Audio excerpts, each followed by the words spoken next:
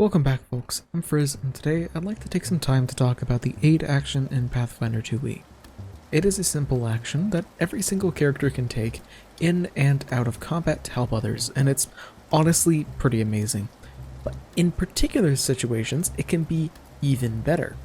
Before we get down to business, let's just talk about how it works baseline. You can spend that action to prepare to aid an ally on a particular attack roll or skill check, and then whenever that ally actually attempts it, you can attempt a reaction to make the same type of roll to try and aid. Rather than aiming for whatever DC they are targeting for though, you simply have to try and get a DC 20. If you fail, then you don't help or hurt the situation. But if you critically fail, then you do get in the way, as always happens in group projects, giving a -1 circumstance penalty on their check. That's obviously not good, but that's only if you critically fail against a DC 20. If you succeed though, they get a +1 circumstance bonus on their roll. The interesting part, like the especially good part, is that if you critically succeed, you give a +2 circumstance bonus, but if you're a master with whatever check that you're using, the bonus increases by 1, and it increases again if you are legendary, so a total of +4 if you're legendary in whatever skill you're using. Giving someone else somewhere between a +2 and a +4 circumstance bonus on a roll is crazy good, and it can really help out your friends. The best part about this whole situation, though, is the static DC of 20. As you level up and increase your proficiency, it'll get much easier to actually be able to critically succeed and give that higher bonus. Alright, so obviously aid is good. Spending an action to improve an ally's chance of succeeding on an important roll or attack is clearly good, but with just a little bit of investment, it can become a core part of your game plan and become genuinely amazing. There are a ton of different feats and ancestry heritages that can allow you to get even more out of aiding, but unfortunately we don't have time to cover all of them in this one video. We can, however, hit the highlights. First off, there are two specific class feats that are insanely good for a character that wants to aid their allies. First off is Fake Out, a level 2 gunslinger feat. As a reaction, whenever an ally attempts to attack someone who is within your first range increment, and you have a loaded firearm or crossbow in your hands, you can fake out shooting against their target. This allows you to attempt to aid your ally on their attack roll, even though you didn't prepare to aid that ally earlier in your turn. Also, if you hurt that particular target with the weapon that you're holding sometime in the last turn, you get a bonus on your check to aid, since who wouldn't be scared of someone pointing a loaded gun at them, especially with the knowledge that they are entirely willing to shoot them. This is amazing, and it's especially good due to how gunslinger proficiency with firearms and crossbows is amazing and ahead of the curve. At level 5 you'll be a master with those weapons, and critically succeeding on your aid would give a whopping +3 to your ally's attack roll. That is incredibly good, and if you combine that with any other ways to decrease the target's AC, you can really get something nasty going. Plus, this doesn't even mess up your action economy, since you don't even actually have to pull the trigger, meaning that you don't have to reload. The second class feat that I want to talk about is One for All, a level 1 swashbuckler class feat. It's not the weeb version, but it is absolutely amazing. You have to be trained in diplomacy to be able to take it, and then you can spend a single action to prepare to aid someone by shouting encouraging words at them. Now, whenever you would roll a check to aid them on whatever roll you chose whenever you prepared, you can just use diplomacy instead of whatever they are going to be rolling. Helping someone climb up a cliff just gives them some words of encouragement, and if they're trying to figure out a bunch of arcane runes, yeah, you can just give words of encouragement.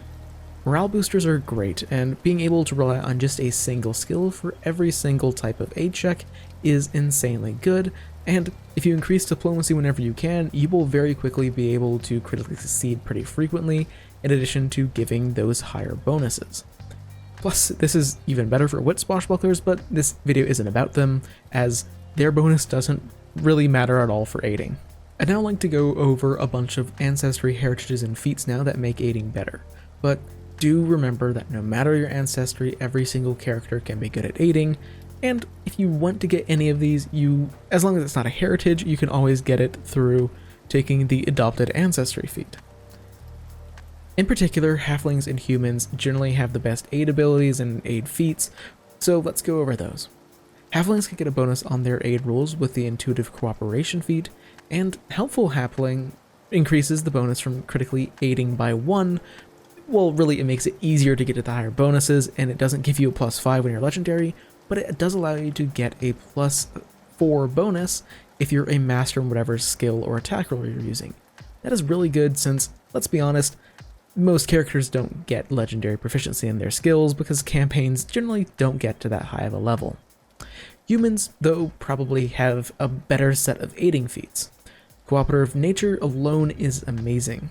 For the low price of a single level 1 ancestry feat, you can get a +4 circumstance bonus on all checks to aid, no matter what kind of check it is, which is absolutely nutty. If you have cooperative nature, then you can also take the cooperative soul feat at level 9, turning any attempts to aid with a skill which you're at least an expert in, into only having the chance of succeeding and critically succeeding.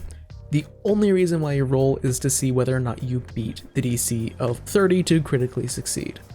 The last kind of human-specific feat is Group Aid, which allows for you to aid on a non-attack roll skill, and then you can use a free action to aid pretty much the entire party. So if you're climbing a wall or trying to demoralize someone, if that's your game, then you can aid everyone in the party with using a free action instead of a reaction.